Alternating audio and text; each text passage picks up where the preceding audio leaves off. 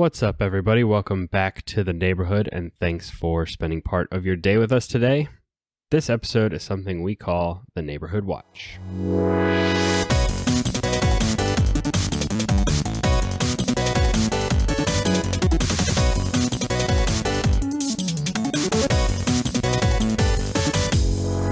Welcome to the podcast where two longtime friends and sometimes a guest talk about their favorite games from the perspective of an average player.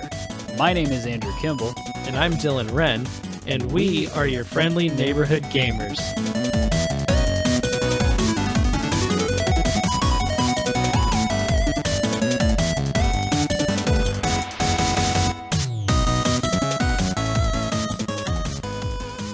If this is your first time listening, first of all, thank you for checking out the podcast. The Neighborhood Watch is an episode format we do once a month where we can talk about all the games we're playing that probably won't get their own dedicated deep dive, but we still want to give them some time in the spotlight. Dylan? Yes. We are not alone on this Neighborhood Watch. Introduce our guests.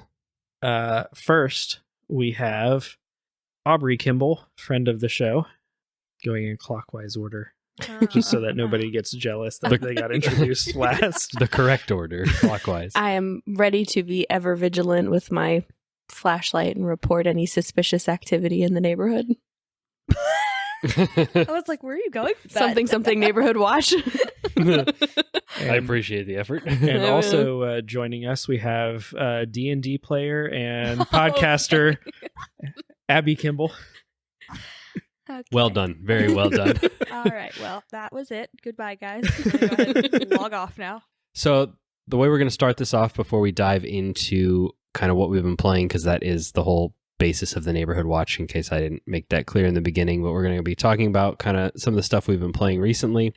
Before we dive into that, though, you two haven't been on the show in a minute, so I'm going to throw just kind of a generic question your way, but I'm curious to hear your answers, people that aren't quite as plugged in as maybe we are or our audience is to like game releases in the gaming industry.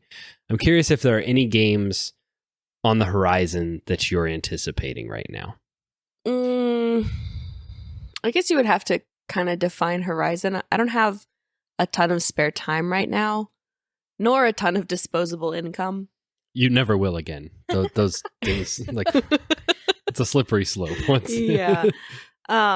But hopefully once things settle down a little bit, I'm planning on jumping into Baldur's Gate 3. And I'm really looking forward to that. That's right on the horizon. Like you're on. Yeah, it's we're in the rear view. We're approaching like brunch territory in terms of like on the horizon. Yeah, it's on your horizon. Yes. Talking about release dates, it's already happened. Unless you're waiting for the Xbox version, like some people. Yeah. Then it's out there somewhere. I would like to actually play it once I buy it. So Xbox seems like the good way to go for that. And then, yeah, Venba finally came out. I'm interested in that. That's an indie title focused kind of on the relationship to like cooking and culture and that sort of thing, specifically with an Indian twist. Yeah, the people that I've heard talk about it have liked it. Mm-hmm. The people that are into that kind of like... Yeah, they kind of... That indie visual novel. Yeah. You know, yeah. So try to make you feel feelings kind of game, yeah. Yeah, and then Stray Gods, which again is out. All of these games are out. I just haven't had time to get to them. Is there anything that's not out that you know of that's... No. Honestly, the only thing that is like on the horizon that I'm like really looking forward to is Miyazaki's latest film, which is coming out in December. And that is not a video game. Okay, well, channeling your inner Caleb, trying to make this... Trying to make it a movie podcast. Abby, what about you? Well, as of last night, I watched the new Mario trailer for the new Mario game. Do you remember what it's called? No. But I do know that there is a super easy infant thing that I can do, and I can use Yoshi and not die. So I am excited about that. Super Mario Wonder. Ah, yeah, that. Because you get the Wonder Flowers and then the levels go insane. Cadence and I were very interested in that. Yeah, we sat down basically as a family last night and we watched most of the direct and we watched the trailer. It looks like a good game that pretty much everybody except for the baby could enjoy. Because yeah, She might enjoy the colors. I was about to say, Yeah, she which might baby enjoy are watching you talking it. about? What Abby's referencing is that if you're playing as the Yoshis or some creature that I think is called like Nabbit or something, I'm not really too familiar with that. Yeah, it looks character. like a rabbit. Yeah. You don't die unless you like fall off, like fall down a hole or fall in lava or something. Like if you take a hit, you just keep going. And then the Yoshis can like do their hover jump and, you know, suck, like eat things and spit them out. So it is basically kind of like a like beginner mode. So that's pretty cool. The only downside to that is that you don't get to use the abilities. Like you don't get to pick up like the fire flowers and stuff like that. I don't think you can turn into the elephants either. Yeah, that's one of the new abilities. Yeah. So if you play as the like 4 main characters, you can take advantage of all that, but you can also like, you know, take damage, and it's a more traditional experience. But yeah. And then of course, all 3 of us could play together if we wanted to, because it's co-op. Yeah, I'm looking forward to that one too. That's next month. Cadence was very excited about it. Yes. She'll probably be better at it than I am. It's fine. Cool. Well, let's go ahead and dive into the main topic, main body of this episode.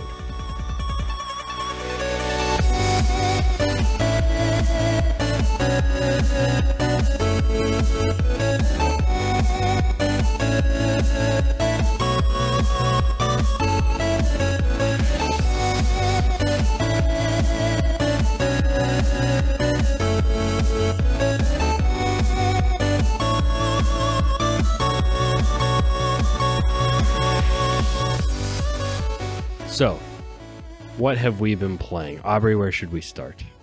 Well, we've all been playing Man of Medan. Well, Not Dylan, but he has played I it. played it like 3 years ago. and if you want to see With that, me. you can go back to a really pitiful YouTube channel for Level Playing Field and watch that. Feel like maybe one of the episodes got taken down. I think it might have had like a copyright strike, which I means don't we know. couldn't monetize it, but I think they're all up. Yeah. I used to have them all like downloaded on my profile so I could go back and watch them when I was off Wi-Fi. Because Oh, so- memories. All the 3 views were you. Yes. Yes. So we did play through the whole thing and put it up on the old YouTube, but it also has licensed music in it, which is probably why one of them, if there is one, is maybe not Yeah. Not, as visible as the others. Man, they could get licensed music, but not actors. It's crazy. But to be fair, I don't know half of the Those- people who are in it. So those actors are working with some rough dialogue. It's true. They're it's pretty made- The bad. writing is Doing not their best. Yeah. that was their Yeah. first one, too. after was it? Until Dawn. Well, yeah. It was the but, first like, one of the anthology. Mhm. Yeah. So basically, this all started because PlayStation gave that game away, PlayStation Plus or something, a while back. So I've had it in my library for a long time. So after we all played The Quarry, like recently I went and I downloaded it and I was like, maybe Abby and I could play through this at some time because I Yeah. knew she liked The Quarry. And then when we started it, Joe and Aubrey happened to be We here. were here. So Mhm. even though Joe showed how good he is at this genre of game when we played The Oh, Quarry, God. we invited him to play Man of Medan with us. And yes, my biggest takeaway was, wow, if I had played these first, I would have really thought that the Quarry Quarry was acting good. was a lot better. Yeah. Yeah.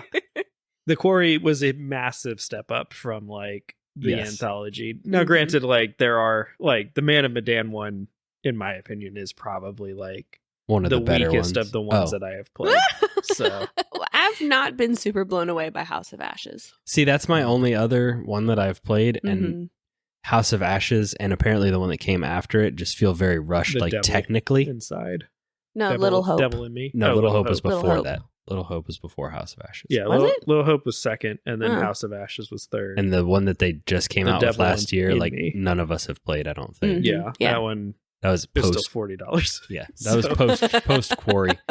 So, like, basically, I guess because Ashley Tisdale does not look anything like Ashley Tisdale in Mhm. House of Ashes, I was like, man, this is rough. And I think as this anthology series has gone on, they've been like rushing them out more and more. They're like, oh, we may have bit off more than we could chew.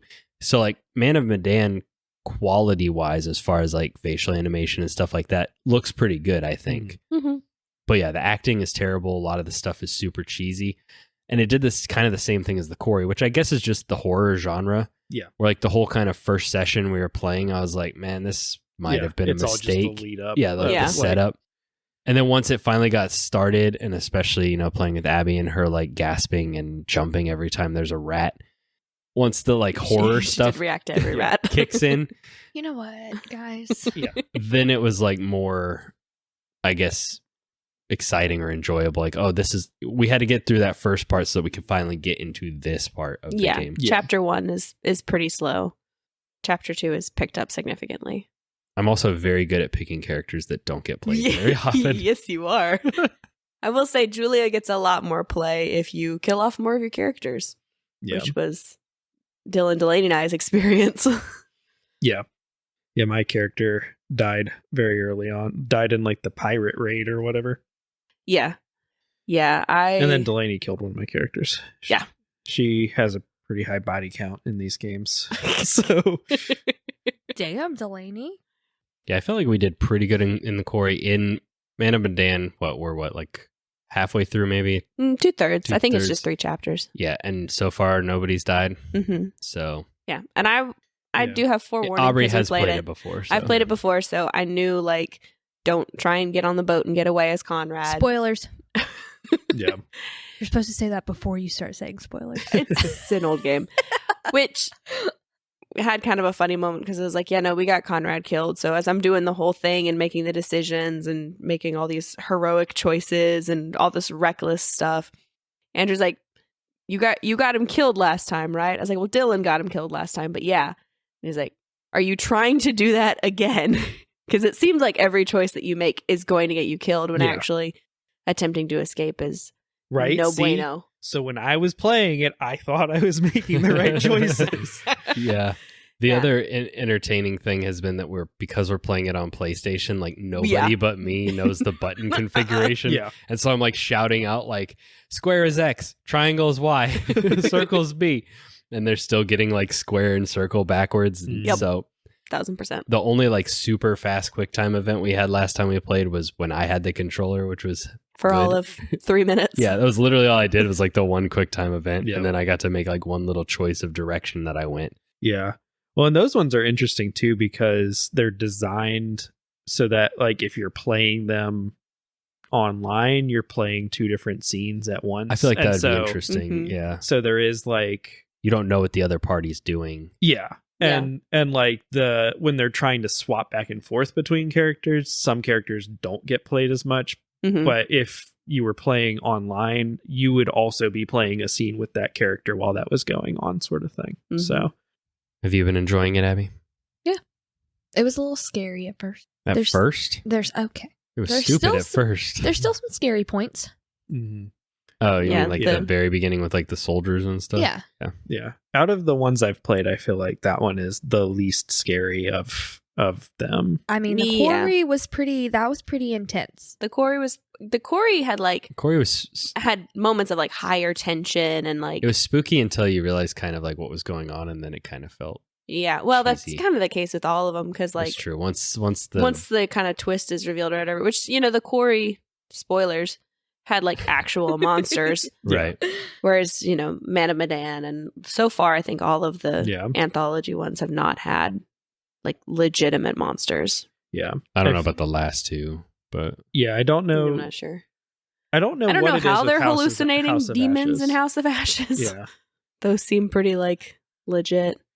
Maybe they are like actual vampires or something. And did we start that one? Yeah, we started that one, and then we started it with like a pretty big group, and so getting the whole group back together. No, we were mid Quarry, and so like that's right. That was one night like only like a few Joe of us were here or something, mm-hmm. and so we're like, well, to scratch that itch, we'll play this one, and then that group has never like been like we should finish it. It's on Dylan's profile too, so it's not like we could just like. I mean, I guess I could just pull the profile up on my Xbox and go down and finish it. I do feel like Until Dawn would be a good one. Like that one, I think is the strongest. But that was pre all this like movie night stuff, right? Like we would have to kind of make. Yeah, we would have to into all that pick, experience. We would have to pick characters mm-hmm. like ourselves, and then like when that character is on screen, pass the controller. It won't say, "Hey, it's your turn." That one also is like does seem like a very like cool story with a good twist, in my opinion. Yeah, So. it is a cool thing that these games have kind of like carved out in this niche, is the whole kind of like movie night group event sort of thing. Like there's not a lot of games like that that are built, like you could sit and play a Telltale game together or something if you wanted to, but like this is, it specifically tells you like, okay, it's your turn to play now, or now it's your turn to play. And Yeah, then, I do like that. Well, yeah, and it's like it's not like a 1-to-1 horror experience. So like I enjoy watching people play horror games, but when I've gone back and realized that Markiplier does a very good job of making a very scary game seem not that scary, and I try to play The Evil Within 2 by myself, and I'm like, oh, I don't want to walk forward. That's what I was doing in our game. I was like, I don't want to go. It's like, because like you could know that like, oh yeah, Resident Evil Biohazard is gonna suck. Like that one's gonna be rough. But like there are some that like, no, I think I can handle this. It's a little more actiony, and then you're like, I can't initiate the chainsaw monster. Like I know it's coming, and I can't make myself do it. So when it's like pass and play, you get a break. Yeah, you get a break, and you get to be like, oh, I'm glad I'm not doing this scene. Yeah. It's and a then lot you less have your own scary scene that you're like, watching someone else. I gotta make all these decisions, or this crazy pinup model nurse thing is gonna shove me off the top of the ship. It also adds a little bit of like pressure having your you gotta friends perform. watching you. Yeah, it's like, better not screw this QuickTime event up after you've been like shouting out the buttons to everybody else. Yeah. Well, and like kind of half knowing what's going to happen, because Conrad didn't make it on the on the Medan for our playthrough at all. Yeah. So everything with him on there is like totally new, which is fun. And then Delaney's character killed Brad during the ballroom hallucination scene. It was because like unfortunate.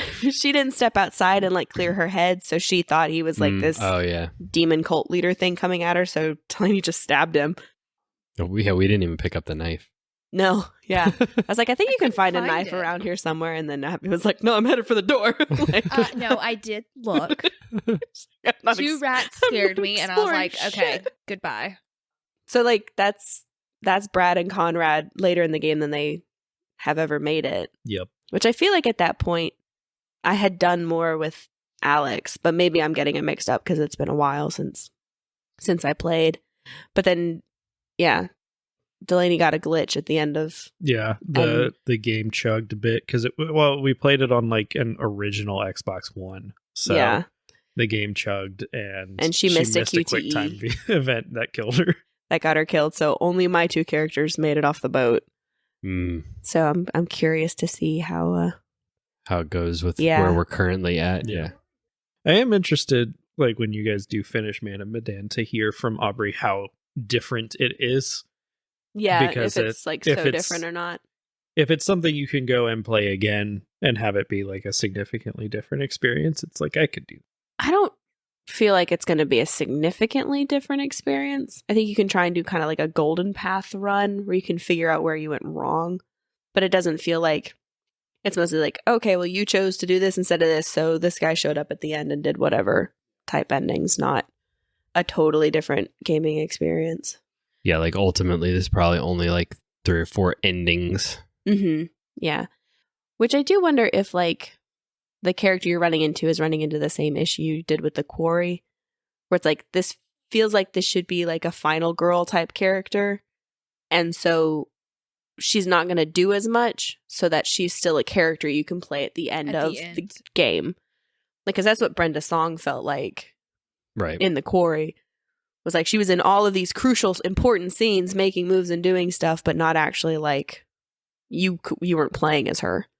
Well, and I wonder too how much of that is us playing it as like pass and play versus online. Like I don't know how the Quarry works online, where it like if you see different perspectives. Yeah, if there's different perspectives and multiple like people doing things and playing.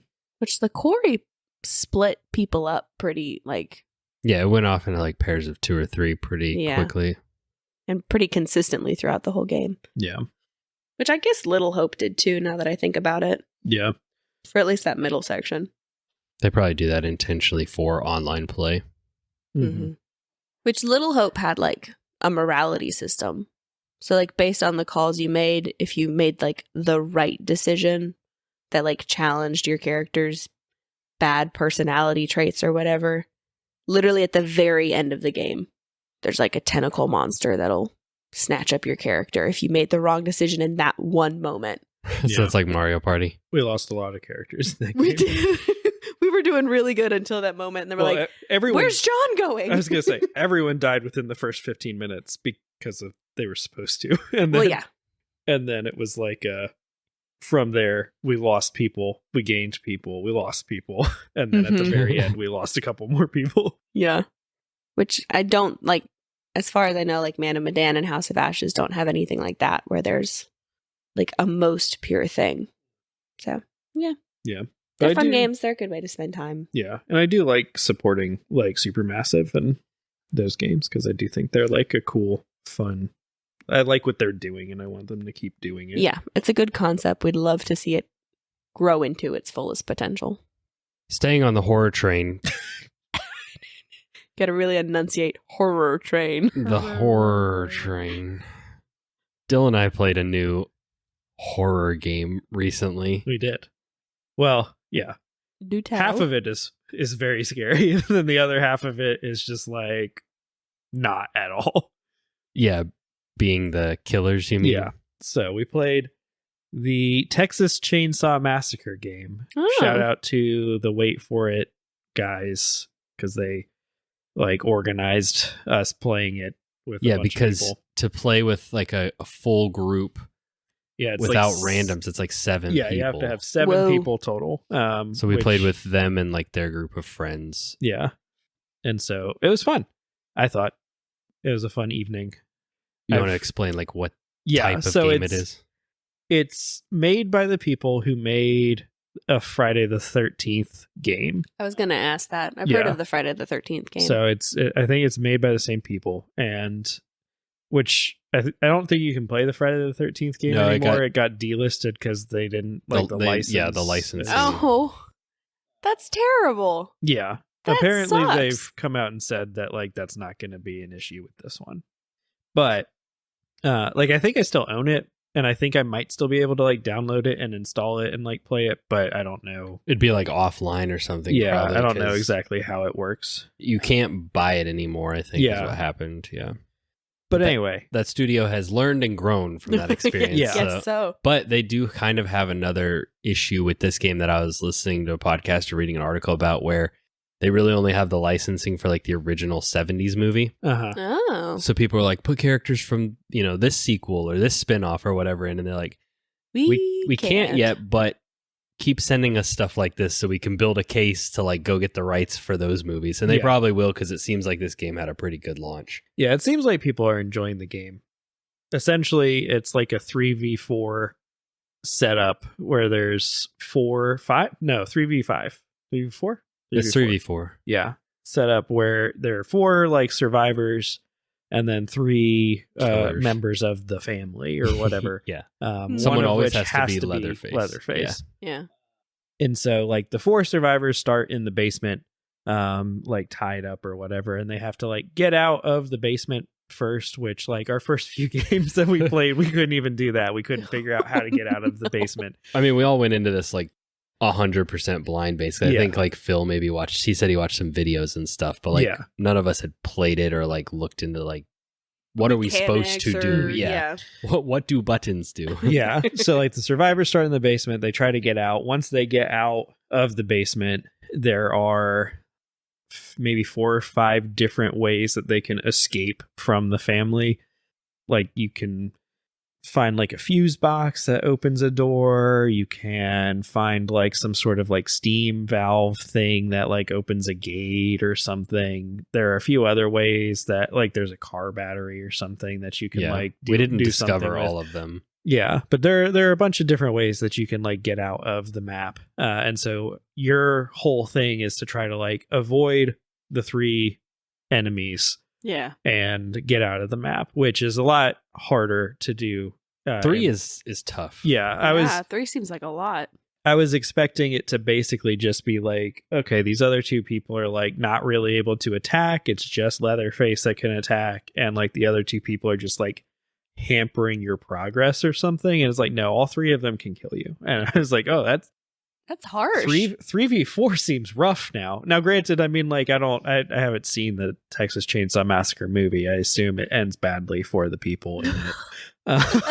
But I believe. I was going to ask if anybody had seen it, because we haven't even got to like that's the premise of the game. And I do agree. I think that either make it easier for the survivors to escape or limit what the killers can do. Cause it definitely felt a little unbalanced. Yeah. Well, because I've played a lot of Dead by Daylight. And so I was going into it expecting like, okay, Dead by Daylight, you know, like the killer is definitely way overpowered, but there's only one. And they've you're got to trying put you, to like, on the hook so you can escape. And well, and you're trying to juggle so much that like the survivors have like an advantage just by sheer number. And so I was kind of expecting that. And then we did this and it's like, oh, okay. So like basically, and also in that game, like the killer is in first person. And so like your field of vision is much narrower. Like you can only see what's in front of you versus the survivors, which can look all around them. And so it was like, oh, so all of that is like out the window. And it's just kind of like the main thing the killers can't do is they can't like, they're pieces of the environment like that the survivors can squeeze through or like crawl under or crawl over that the killers can't follow them. And so like that's the main like way to escape, but the killers can also like destroy all of those. So, and during phase 1 only Leatherface is in the basement. Yeah. Because so while the survivors are trying to like find a fuse or start a car or whatever, which is way too involved for the amount of killers, like it should be quicker there's a lot to escape. I don't think the survivors ever won. Well, what I will say is I have since like gone back and played just a couple of like random matches, and everybody escaped every single time. Like I did also, I heard. So maybe the people playing are too good at playing. Well, it was our first night, and like none of us, because I heard something on a podcast to somebody who'd been playing it for a while, and they're like, yeah, there's some things that need to be addressed by the dev team, because apparently there are like certain ways that the survivors can escape in like 30 seconds. Yeah. Like there are ways to break the game, but none of us, like we just went in blind. Well, and it's like it's a free, like it's on Game Pass, so like 7-year-old children are downloading it and installing it, and so like they'll get the killer role and they'll walk down the stairs, they'll unlock the door and leave it unlocked, and you can just leave at that point. So but the best part that we haven't even talked about is what the killers have to do, because so none of us have seen this movie, but I'm assuming this is all like canonical to the movie. Yes. But like the killers have to gather blood from just like around the environment, and they have to feed it to Grandpa. Yeah. And Grandpa's just sitting in this chair, and if you feed Grandpa enough blood, or if the survivors break out of the basement, he wakes up. And then he starts like screaming, like moaning. And so then you feed him enough blood, and as his blood level like raises, he'll yell. And every time he yells, if the survivors are moving, the killers can see them on the map. And they get a prompt when it happens, like stay still, Grandpa's about to yell or whatever. But the whole thing is just so it's bizarre, so ludicrous. I have not seen I haven't seen Friday the 13th either, but I have not seen Texas Chainsaw Massacre. Also, it's Texas Chain Saw. Chain and saw are 2 separate words in the game and the original movie. There's a chain and a saw. Which really threw me off, because I'm like, isn't chainsaw one word? And I like looked it up and it was like, yeah, chainsaw is one word. And then every other Texas Chainsaw Massacre movie, chainsaw was one word. But for the original movie and for this game, because it's based on that movie, they did chainsaw as 2 words. But I did look it up, and it can be either way. It can be both ways, but nobody does it that way. Probably since it's just the like 70s. The old school. Yeah, exactly. I don't think I've ever... I haven't seen it, but I've definitely read the Wikipedia article, and I feel like... They didn't feed Grandpa blood. I would remember hearing about them feeding Grandpa blood, and now I am referencing the Wikipedia article again, because what the heck? It was that was the weird part that like I heard somebody talk about it on a podcast before we played it, but then also seeing it in action, I was just like, this is simultaneously like creepy and disgusting, but also like kind of just hilariously weird. Yeah, I was very much just like, this is definitely a product of the 70s. Right. So But we had a good time playing. Yeah. I think part of it was just, the people we were playing with. It was a fun game to play with people you knew. Having played it with people I don't know just randomly online, that part's not as fun just because like you might end up with children. Exactly. Or people that are way too good. Yeah. The one thing I will complain about for it was every other game I've ever played, if you want to create a private lobby, you could just do that. You can just be like, I'm creating a private lobby. But for this game, it was like, no, you need at least 4 other people to start a private lobby. And so we had to like go through this whole song and dance of like getting people into the game. You had to like send a code. You had to like create a group, which you can't just like invite people easily. Like, well, I guess you could if you could were invite friends like with all 3 of them. people. But yeah, you have to like invite 3 people, and we had to use a code because not everybody was like friends with everybody. So we were just like And there was randomly one person- shouting out the code in chat. In Discord, yeah. It was slightly chaotic. There were 2 people playing, like one on PC, one on PlayStation. The rest of us were on Xbox using Game Pass. But so many other crossplay games have figured this out. It's like you just have a Chainsaw Massacre friend. Yeah. Like you have a name within the game, and then you friend each other like within that ecosystem.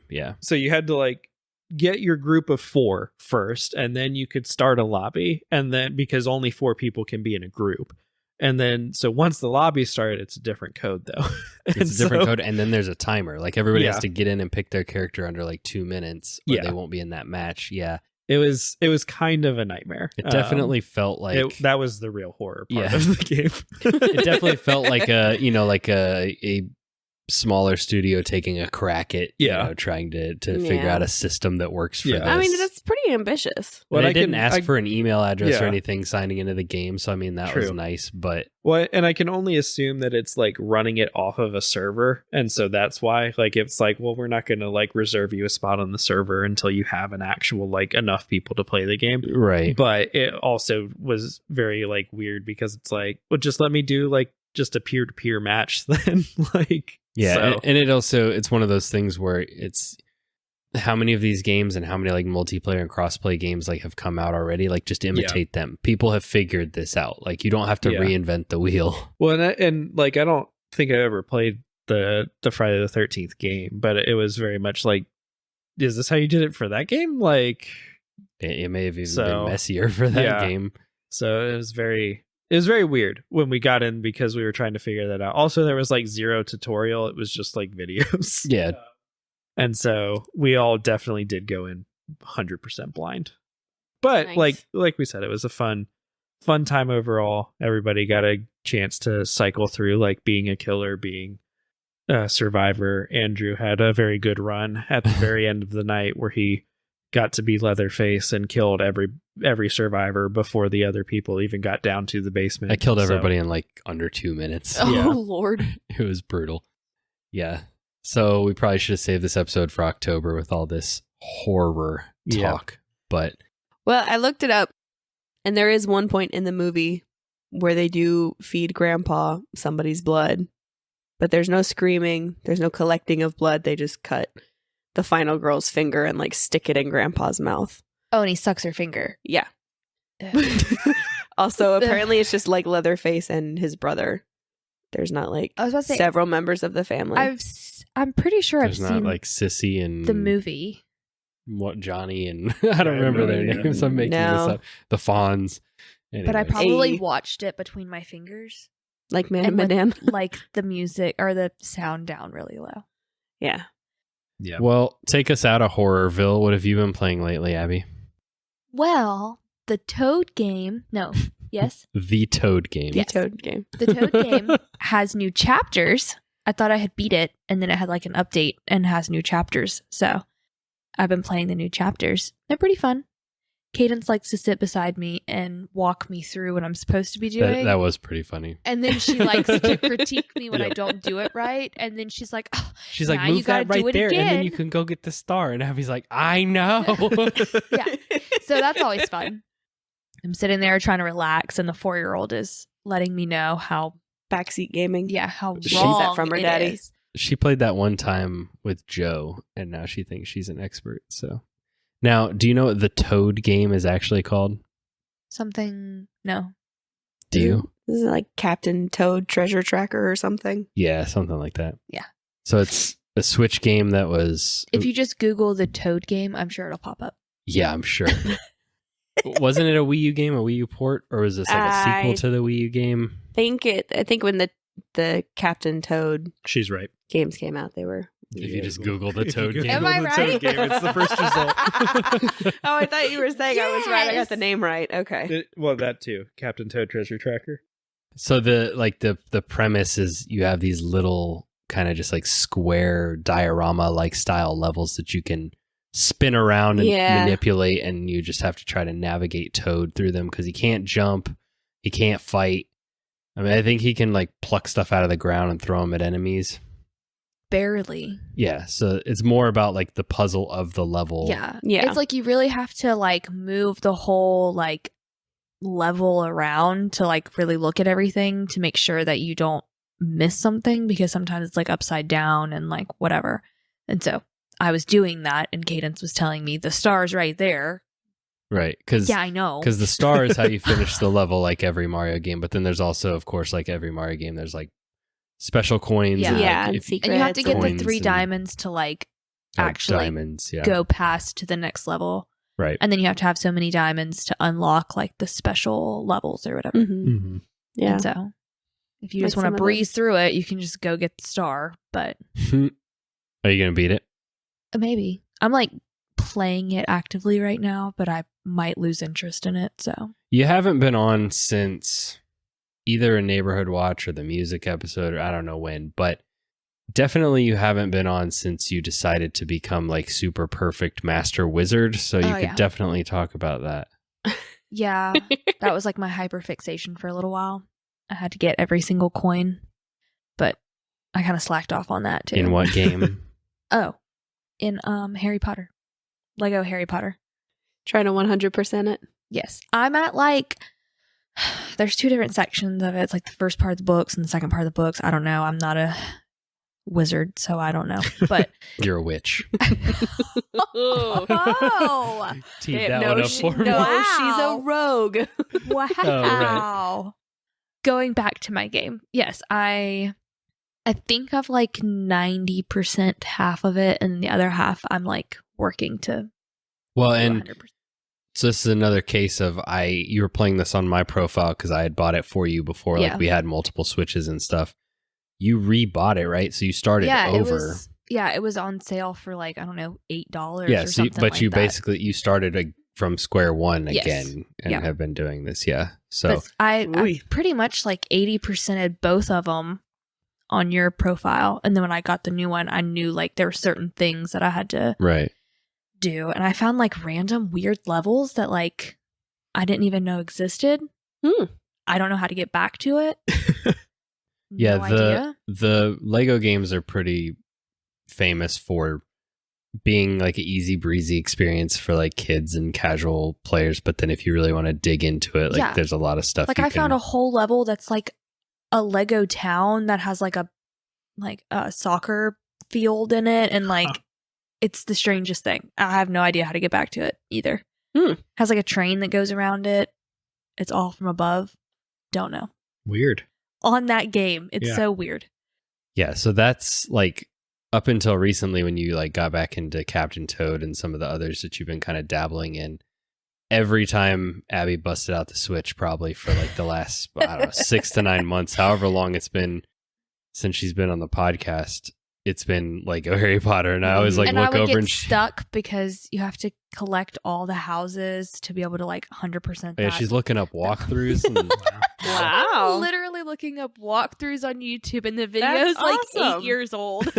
and it's this guy who's like, "Hello, fellow wizards, welcome back to the." Not that bad. No, he's not that bad. He's not. I do turn his voice down because I don't like the way he sounds.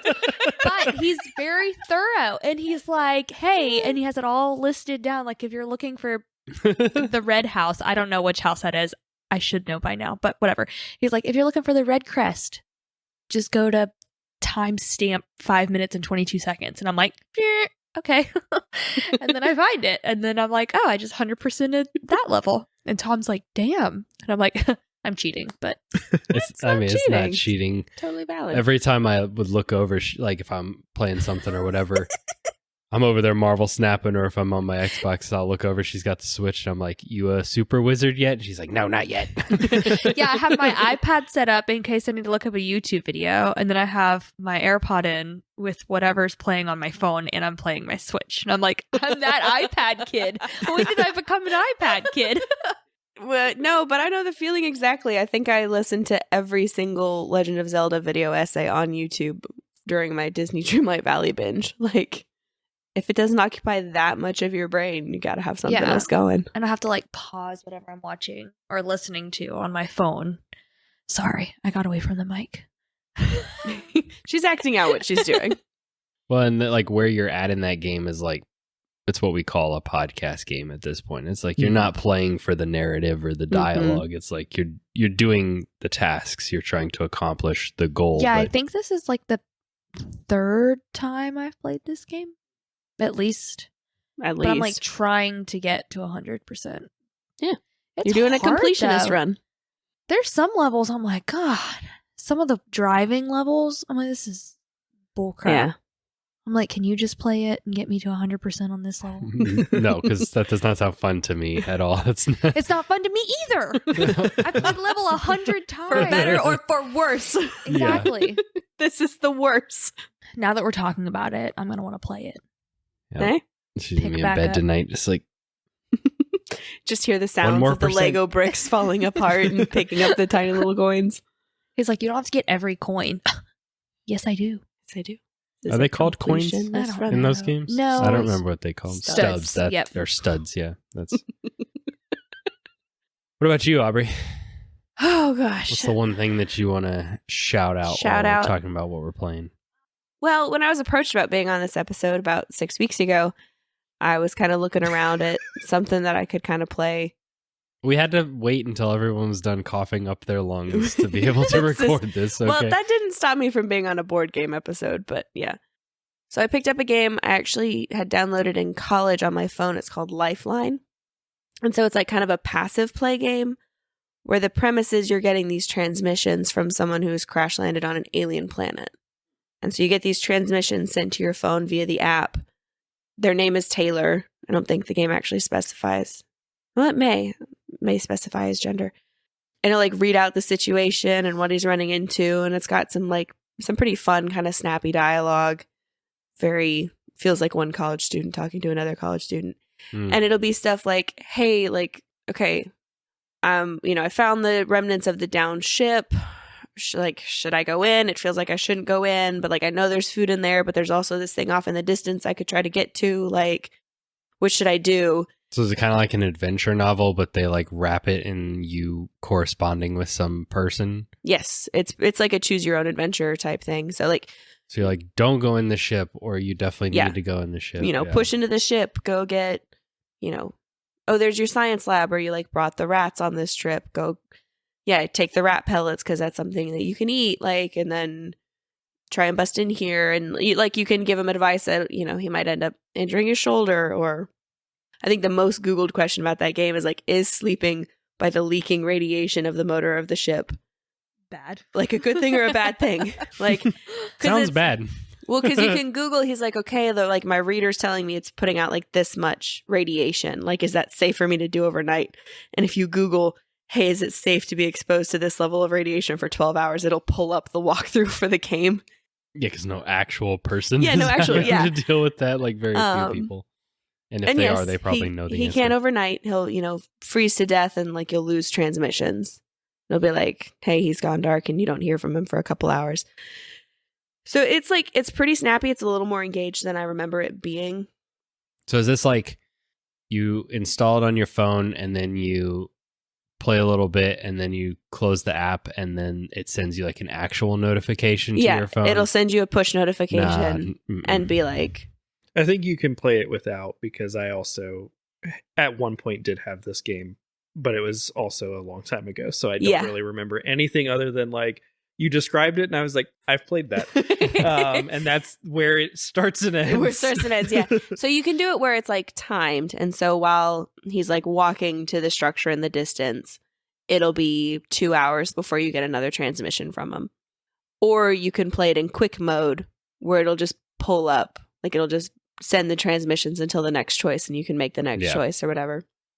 But I played it in college because, like, I think I just had my Xbox. And so that was something that I could, like, okay, play this for a little bit. Okay, Taylor's busy. I'm going to do some homework or go take care of something else type deal. Yeah, like an idle game just sort of had situation. Her Xbox. That's all she had. So she had to play this phone game. Well, I couldn't like sit down and play Mass Effect for hours on end. You know, I'm in college. Yeah, well, there's a whole genre of like games that are designed for you to like I have heard hop in, about do a other little games thing, like this, and then like 2 hours or 3 hours go by where you don't have to. Like Cookie Clicker is a big one where it's just like, you know, kind of a set it and forget it. So I have not made it all the way to the end of this game. Have you ever. not I've made gotten it? him killed several times. Yeah, I was gonna say, have you not made it to the end because he keeps dying, or have you not made it to the end because it's just you're still working through it? I've gotten Taylor killed several times. Little column A, little column B. Yeah. And then just with, you know, life kind of lately, I think right now I do have like a little push notification icon because they're like, hey, Taylor's waiting for you. Because it doesn't like kill him if you don't answer that, right? Yeah, there's no penalty for you not answering. So you can just hop back in and continue playing. Yeah. No problem. Which I think the one I have is like the original, and they've done several more since then. Because like I said, I downloaded this in college, so that was you don't want to think 7 about years how long ago. it was. So when I was looking it up, they have like the developers have released several more games where it's the same concept, just different settings. So it's like a choose your own adventure passive type thing, which is fun. And it doesn't occupy like, I think I played it and Disney Dreamlight Valley and listened to Legend of Zelda video essays all at the same time. You and Abby, same vibe. Yeah, oh yeah. Dylan, anything you want to shout out or talk about on this episode that's not horror? Well, in a similar vein to Abby's completionist run of the Harry Potter Lego collection, I am doing like a completionist run of Elden Ring, basically. No, you're not. Yeah, I am. A completionist run? Well, I've got define complete, like you're doing 100%. All the achievements again? No. So I've got like you're collecting every item. Ideally, I'd like to do that, but I've got a. So you're going to do this over like the next 10 years? Well, I've got like a cheat sheet. Like a cheat sheet that's basically like he has a YouTube video checking everything off. Like what's in this area? Basically. Because sound like that. Like every time I play the game, there's always new stuff that I haven't seen. And like doing this, I found you're going to like see everything. Basically, I want to, because there are already like 3 or 4 like dungeons in Lingrave that I've found that I have never seen before. And I've played this game for 200-300 hours, you know, like I've played through it multiple times. It was all Tom and I played for like a very long time. I have like that many hours. Well, yeah, probably the 200 range. And so I've just kind of been like Harry Potter. going through and just like as I go through, just, you know, because it's a nice game to jump in and just play little bits and pieces of, because as long as you're like the legacy dungeon part of that game, that's kind of like a longer experience. But when you're just like out in the world, which is a majority of it, there's, you know, like, hey, here's a quick little dungeon that you can probably like at the point we're at in the game and just our familiarity with FromSoft games. Like we can kind of usually just go in, run through something like that in like 15 minutes. And so, you know, I'll hop on for like 15-20 minutes, be like, okay, what's the next thing that I need to like go find and run through, and, you know, just hop in, run through it, do it, because it's got the checklist I'm using has like, here are all the like sites of grace and like bosses and everything. Because there's also a lot of just like in the world bosses, like especially depending on like time of day and stuff. Because there are a lot of like a lot of that. Yeah, death birds and like and those horsemen. The horsemen and whatever that I just haven't ever seen in the game because I wasn't in the right place at the right time during the game. So did you start a new character, or did you do a new game plus? I started a new character because I wanted to start one that was, or I started the Wretch because my theory, or my, you know, ultimate end goal is like, okay, I've got a character who has like every piece of armor, every weapon. You can just swap builds and I can at any just time. like, yeah. And the Wretch is the character that starts with like all their stats at the same level. And so you can like swap around. Like they're the one that they start the weakest, but they give you the most flexibility for your build, basically. And so my second question is, how far have you gotten? Are you still in Limgrave? Have I've you done cleared Godric? basically all of Weeping Peninsula? and Limgrave. I just have started, like, before I was really using the walkthrough, I was just kind of like going through. Right. I got through Stormvale Castle. I beat Godric. So you did the castle. I did Stormvale but Castle. now you're and everything. backtracking to like And pick then- up all the items. Yeah, stuff. and then I was like, you know what? I should start using like a checklist for this to make sure I'm actually getting everything, because I knew there was stuff in Stormvale Castle that I was missing. And so in the process of doing that, that's when I was like, holy crap, there's like five little things that I have never found before in just Weeping Peninsula and Limgrave. And so I was like, well, let me go do those, because I've never, like, one of them was like a really cool like waterfall ruin dungeon that I've never been in, that had like a giant as like the end boss or whatever. And I was just like, oh wow, I've never, like, the game like how I feel about Elden Ring is how I imagine people feel when they play Breath of the Wild and Tears of the Kingdom. Yeah, similar experience. Yeah, in Where the it's- like exploration. Yeah. way. Yeah. Where it's just like, I've played this game for so long and there are still things that I am discovering about it. That's how I felt about Harry Potter. Exactly. The Lego Harry Potter. Exactly. Like I'm there's, telling you, that level that I played, I'm like, what is happening? Yeah, because there are so many times where I'll get to like a point on the map and I'm like, I've been here. I know I've been to this point, but I've passed apparently through, yeah. I've not seen the little like hidden behind a tree cave that's where here. you had to like scurry So- back there to get to it. Yeah. I feel like I've gotten some of that just by watching. I've watched a couple playthroughs where they'll do like I'm trying to remember the name of it, but like some of these modded like Elden Ring, they'll do like runs with some of the mods with like additional items and tweaking certain things. But it'll be like Fighting Cowboy, he'll like be playing, he'll be doing this mod, he'll be like, oh, I know there's this like cavern right here or whatever, and he'll go in. I'm like, I never saw that. Yeah. I never once saw that when I played the game. Yeah. But like, I just enjoy like From Software games and Elden Ring. And so I'm doing this because it's like, I enjoy this game and I was looking for something, and it's a cool, like, it's not one that I have to like really pay attention to. Like I can be, have a YouTube video or something going while I'm doing this, and just kind of like run through, and like collect, like check, it's, if it was an Ubisoft game, it would have all of the little stuff on the map. That's essentially what I'm doing, is checking off everything that is in the game, which is, I mean, it's a cool, I'm enjoying it just to see all of these things that I've not seen before. And I'm only on like the first like zones that I've spent the most time in. I've spent way less time in all of the ones I'm about to get into. So yeah, I'm curious to see when you get a little bit later game if it becomes too taxing or if you're still enjoying the process. Yeah. What kind of build are you like at this point? Are you like sword and board? Are you going more magic? Yeah, at this point I've got a shield and I've got a greatsword. Okay, classic.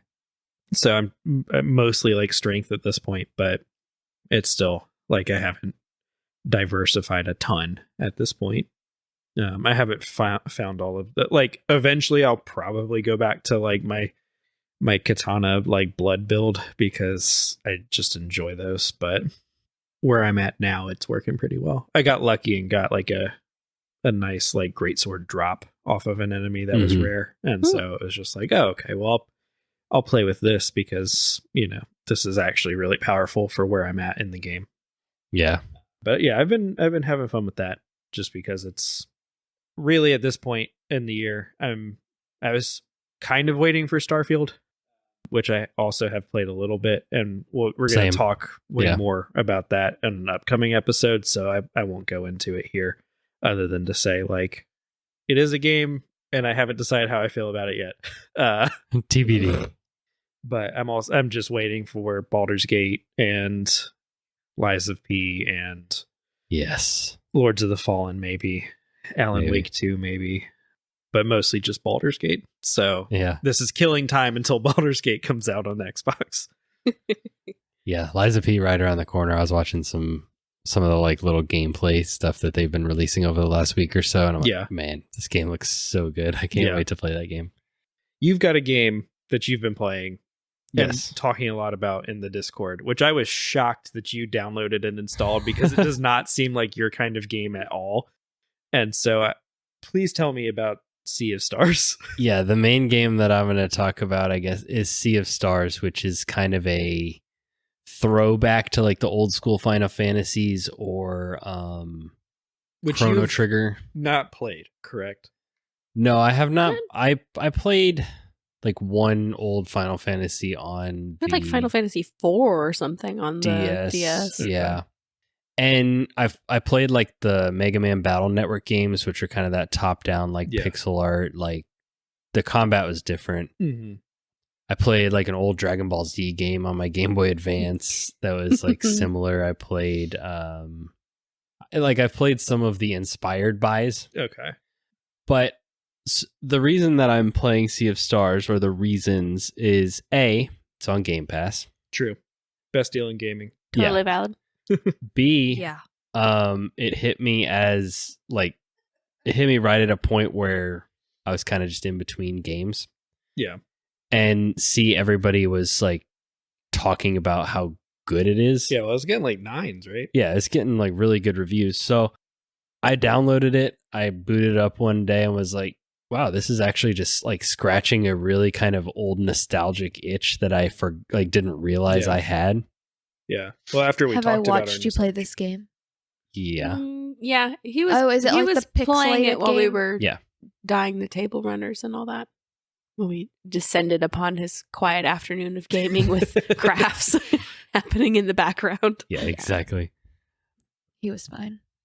So it's you have the choice to play between two characters. One uses like a sword and fire magic, and the other one uses like a staff and kind of like moon magic. And you can switch between them at any time, like who you want to be like the active character, but you're playing both of them always. Basically, you end up, once you get out of this like kind of like starting area, you have like three main people in your party. One of them doesn't have any of the magic. He's kind of like the comic relief sidekick, and he like likes to cook food and stuff like that. And sounds right. Yeah. So the things I like about it, and what like I guess what's working for me, is that it's a text, like there's no voice acting. It's like all text and reading, but it's like it doesn't feel like exposition. Yeah. Like they kind of just drop you in and like stuff is happening and things are going on, but they're not just like, and so this is the world and this is the time and this is like, and so things just kind of hit the ground running, and it's like kind of lighthearted, but you can tell there's something kind of sinister in the background. Yeah. And you're playing as these two characters that they were blessed or cursed with like these magic abilities, and so they end up they want to, but at a young age they end up going to this like academy that trains them up, and they're in there for like 7 or 10 years, like honing their powers, right? And then they have to go on their quest. And so that's what I'm doing, is like going on my quest.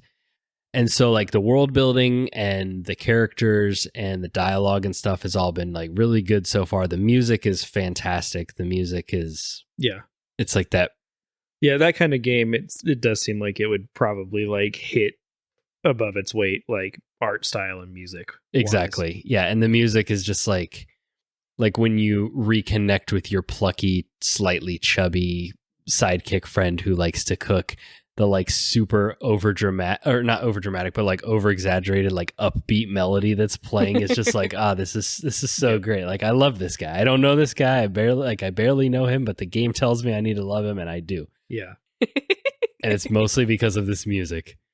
But the other thing that's been really fun is, so it doesn't have like the random battles where you like don't see the enemies and then all of a sudden you just hit like a spot and it's like battle. You can see the enemies on the map, and if you're good enough, you can like run around them if you want to avoid the fight. But when you go the way the combat works is it's turn-based, but there's like 2 or 3 different layers to it that make it way more active and interesting. So first of all, there's a kind of like Paper Mario thing where if you like press the button as the attack lands, you can either negate damage if it's coming your way, or you can buff damage going their way. So that helps kind of keep it active. But then there will be sometimes like an enemy will be charging up like a special attack, and it'll tell you like, oh, if you do 2 blunt attacks and a fire attack, then it will like stun them and make them vulnerable, knock them out of this attack. And so then you're trying to think like, well, if I swing my staff with her and I do the button press at the right time, she'll do a double swing. That'll do my 2 blunt attacks. Do I have enough mana to do a fire attack to like be able to stun him? Sometimes you just take the hit. And so the combat has been really fun. Like they built a really like simple to understand, but like I don't even want to say complex to master, because like I haven't died or failed yet. It just keeps you engaged. But yeah, it's very engaging. Yeah. It's not just pick your move and watch it execute. Yeah, it reminds me of, did you ever play Paper Mario and the Thousand-Year Door? I played a Paper Mario game. It was on GameCube. But I don't think it was the GameCube one. Okay. And I also played some of the like RPG-ish Mario games that were on like DS, but yeah. Yeah, I don't know if it's in any of the others, but the GameCube one, it was turn-based, but when you would choose your attack, like you could hit like the button at the right time and it would like do additional attacks or that sort of thing. Yeah. And so it sounds like similar to it is like it was very good at like keeping child me playing that game very engaged with like turn-based combat, which is not normally something I was into. Yeah, and so I've done the like tutorial area. I've done kind of like the first area outside of the tutorial, and now where I'm at is like I'm negotiating with pirates. Yeah, and so I just kind of got into that arc, and so the story and world have been interesting enough that I'm like, I want to see what happens next. And then the combat has really kind of been, because other than the combat, they do have puzzles, which I think are good. They've done a pretty good job of creating like environmental puzzles. Like in the first zone I did, you have to go like into this mine for like these mole people, and for like a half of the puzzle, 2/3 of the puzzle, kind of like a Zelda game, you can see these things that it's like they look like they can move, but I can't move them just by like pushing them. And then about halfway through, you get like this wind blast thing that lets you like shift them. But it's like you shift them until they hit something that makes them stop. So then it becomes the kind of puzzle of like shifting them to lining them up into the right. So far that has been the like main mechanic I've run into, but I assume that like each new zone is going to have a gimmick. And they're pretty smart and well crafted with their puzzles, but not to the point where like I've had to look up a guide or got stumped or anything. It's just kind of like a break from the action. Yeah, the right amounts of challenge. Exactly. So yeah, overall, I've been very impressed. I don't know that I would have ever bought this game. It does feel like it would play really well on the Switch, because like this genre has always kind of felt handheldy to me. But it looks very Switchish. Yeah, but the art style and the music and everything are so good that I think like I still want to play it even on my Xbox. Which I'm is pretty kind sure of a I've asked you testament to every time, like, are you playing your Switch? Yeah. I'm pretty sure I have. It does look like a Switch game. Yeah. I think it is on Switch. And I think if you wanted it handheld, like I think it's worth the price. But like, I have it on Game Pass, so like that was an easy way for me to jump in. Yeah.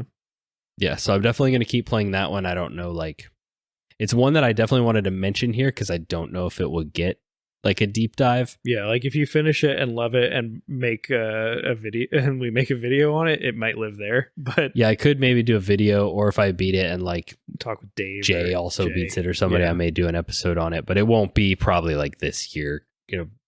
Be down the road somewhere. But yeah, we got a Pinocchio Dark Souls game to play. Exactly. That game's about to pull me away from everything else. Although I did just buy Baldur's Gate 3 on PlayStation, so that could take my. Now I do have a question about Baldur's Gate for you. Are you just going to make your actual D&D character in Baldur's Gate, or are you making a fresh new character? Can he?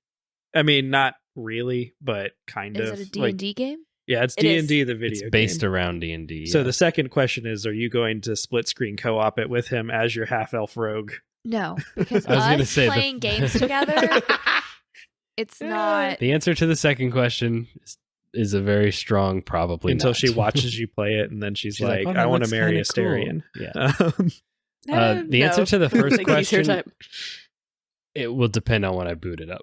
Ah. Like I'm gonna look at it and just kind of be like, You like to spend a lot of time with character creation. There, yeah, right? that's my favorite part of Starfield so far.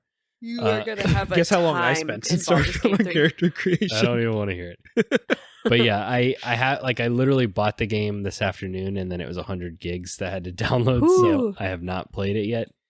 But I'm either gonna go with something similar to what I play in D&D, or I'm gonna go Yeah. something completely different just to get a different experience. Yeah. Yeah, Probably I'm gonna end up going like fighter, barbarian, like something. similar, but we'll see. Yeah. I may even. I don't know. I've heard people that like will make a couple characters simultaneously just to like see the differences and stuff. Yeah. Mhm. I may do like a full, just like pure blind playthrough first, and then start like screwing around with stuff like that. But Yeah. I can't make my character. They don't have the Circle of Wildfire yet. yeah, I'm sure I definitely can't make my character specifically because it's Not like, as they are now, and I don't. Do they What? have Blood Hunter? They haven't put Blood Hunter's not in Baldur's Gate 3, and the character that he's got now is like I'd have like to a do like fighter class. I'd do like a homebrew fighter, supplement thing. like Yeah. my first character basically. Yeah. Yeah. So or my first iteration of my character. Yeah. Yeah. But yeah, so we'll see. I could see me doing something like, trying to find something similar to like the Witcher fantasy or something and role playing with that. But I may also just go completely opposite and do like a Like a ranger. No, like a wizard or do something a magic sorcerer. based or I'm definitely You're a gonna wizard, Harry. I'm definitely gonna be like elf or human or like you usually stick to the same kind of like classes or Yeah. races. I mean, but I'm not gonna roll a gnome or anything like that. I'm curious whether or not, and I haven't looked up much for it, but I'm curious if it like rolls your stats. If you can probably choose from the standard array. I'd love to be able to do custom ones, so then I could actually like put my D&D character in there. Like Yeah. if you could you'll just have it on PC, so yes, you could. copy paste So- your stat sheet. Yeah. You may have to figure out a mod, but I'm sure there will be a mod Well, for yes, Circle there of will be a mod. Wildfire. Well, or even like so, in D&D, I'm playing as a Circle of Wildfire tiefling right now, druid, but I also have a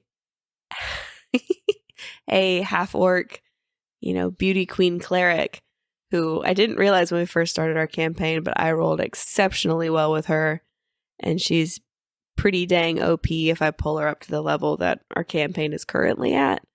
And I'm forever torn between wanting to figure out a way to like maybe swap the characters out for a little bit, but it doesn't make sense. But I really want to play as her, and so maybe I'll scratch that itch by making her in Baldur's Gate. So I have bought Baldur's Gate 3. Joe and Aubrey also have purchased it. None of us have played it yet, really. So maybe look forward to an episode in the future, but it also will be in the far future at this point. Yeah, Yeah. it's Well, it's a pretty beefy game. Yeah, just exactly. In general. not going to be timely. It's beefy, So- and I've still got like other games that I'll probably hop off to go play and then Yeah. come back like, Well, yeah, because you've at Lies least of got P, Spider-Man. Spider-Man. Yeah. Yeah. Maybe Lords of the Fallen. Yeah, we'll see. Yeah. Apparently, it was a bug that made all of the characters in the game super easy to romance. So Nah, that was not a bug. That was intentional. That was marketing. And they're like, no, it's a bug. That's why we're scaling it back now. I think I want to play Armored Core before the end of the year just to see Just so you where can it talk lands on about my it. Game of the Year list. But Yeah. cool. Well, that I think does it for what we've been playing. Definitely there are other games that we've probably dabbled in. We'll save them for our next neighborhood watch. You guys want to play a game? I would love Sure. to play a game. All right. Well, let's roll into our closing game for this episode.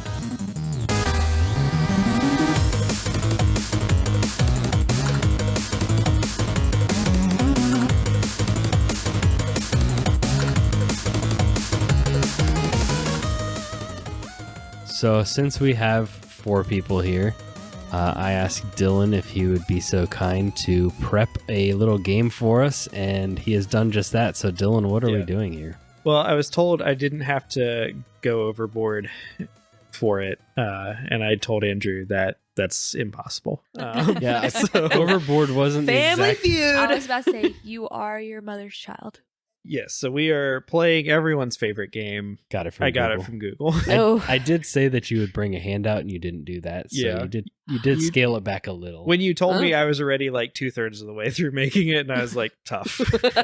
So I thought you were about to say you're 2/3 of the way printing it, and then you're like, well, I can't bring them now. no, I Just would have left brought him in his handouts car. if I knew what to do with them. All right, so I've got 3 categories. We're playing a game called I got it from Google. So when you disagree with the list, this isn't necessarily to you guys, although it is kind of to Andrew. Yeah, 100%. But the people listening, when you disagree with this list, I didn't make this list. I just compiled Googled it. results from Google. So this is what random people on Google think of these categories. And so if you disagree, scream into the void that is the internet, I guess. I'll So, scream on X. yeah. Hey, I got that.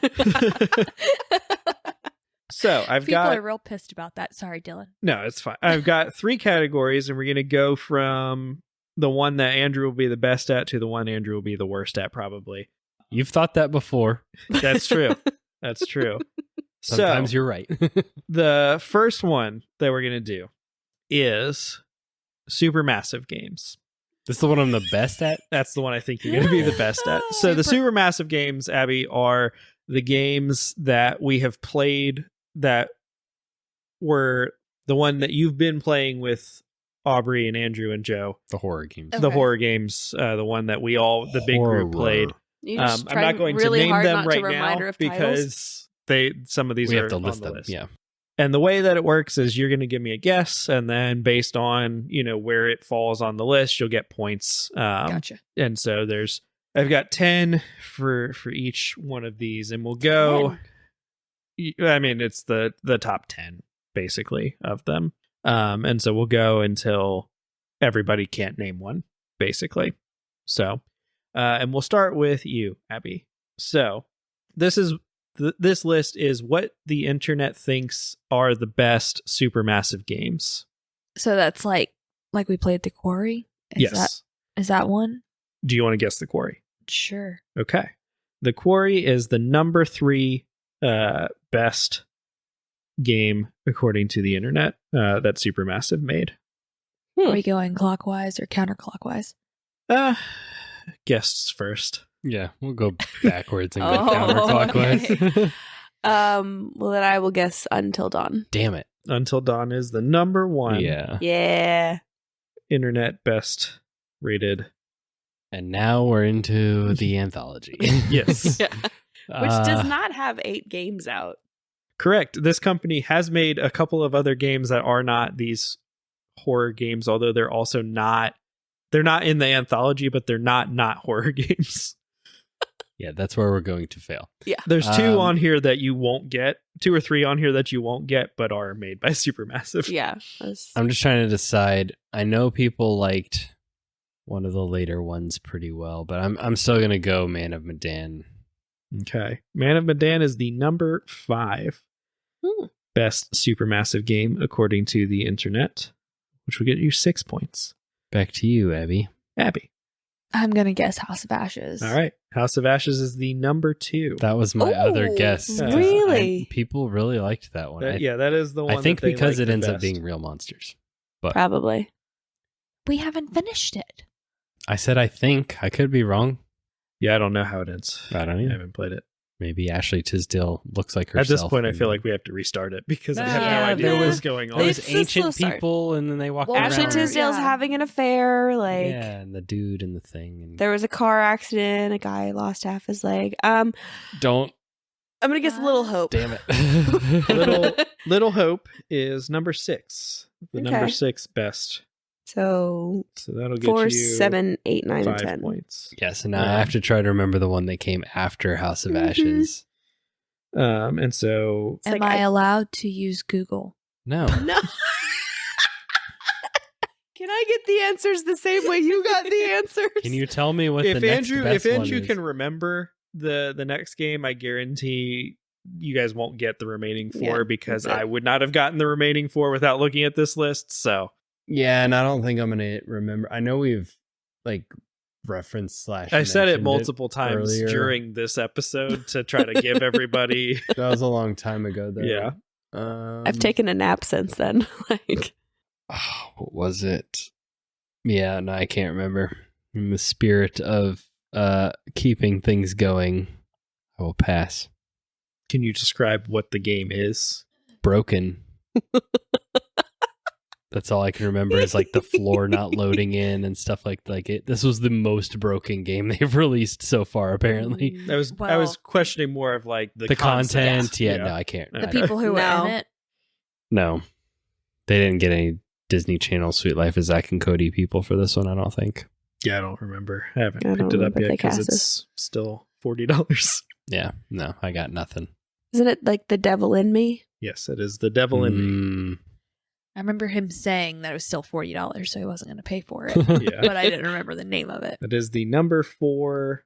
Number 4. Yes. I guess the whatever the content was good enough to overlook the I was technical gonna say, I guess once issues. they patched it. Yeah, I was gonna say all of the lists that I pulled were from 2023. Horror and I Right, think yeah, it's this probably came not out- still as Yeah. broken as it was at launch.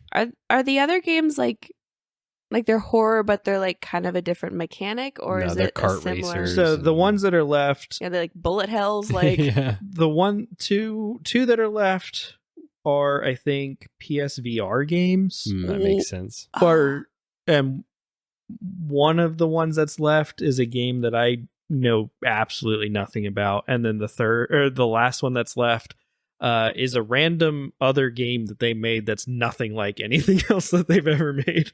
So Well, I'm going to go with I have no idea for the last 4, so yep. Job Simulator. Nope. Okay, well then I'm out of VR games. So Until Dawn, number 1, Mm. House of Ashes, number 2, The Quarry, number 3, The Devil in Me, number 4, Man of Medan, number 5, and Little Hope, number 6, which I thought Little Hope was better than Man of Medan personally, but You're wrong. I I was think the wrong. concept was better. The next one is Hidden Agenda, which I think is the same sort of concept of their sort of interactive story type of game, but I don't think it's horror. But I also know nothing about Hidden Agenda. That's the one I don't know. There's also Until Dawn Rush of Blood, which is a rail shooter that was in PSVR, Strange. I think. Or maybe it was PlayStation Move. I forget. Then there's a game called The Impatient, which is a PSVR game. And then there's Tumble, which looked like a legally distinct version of Jenga that was in PSVR. Nice. So the current scores are Aubrey at 23, Abby at 17, the real gamer, Andrew, at 6. yes. Don't reference it because then I can't cut it out. That's why I have to reference it. Okay, I just looked up Hidden Agenda, and I have either started that game or I have watched someone play like the first hour and a half of that game. Is I that looked like up- the man in the chair and then the spy on the ground kind of like cooperative game? No. It's like a crime thriller type one. It's got a CW actress in it who Oh, was in Arrow. Never heard of either of those things you just mentioned. you've heard Arrow? of the CW. Vampire Diaries was on the CW. Arrow, the so gritty Green Arrow show that yes. came out. She played the character that was supposed to be Black Canary, but they wrote her pretty terribly. No, It was Nobody the like- CW. On the Nobody likes the CW? actress, so I can't believe that. The second category is Lego games. Ah, Lego games. he molded this for me.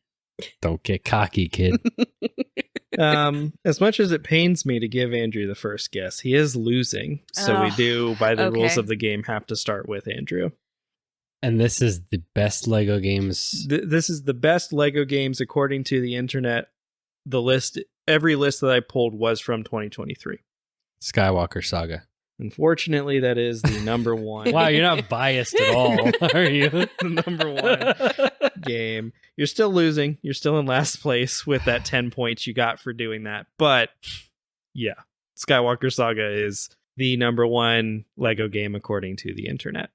And now that's like a remake or remaster. Mm-mm. That's all 9 Lego. No, what it is, All it's, of the Lego Star Wars games in one. it's not a right? compilation.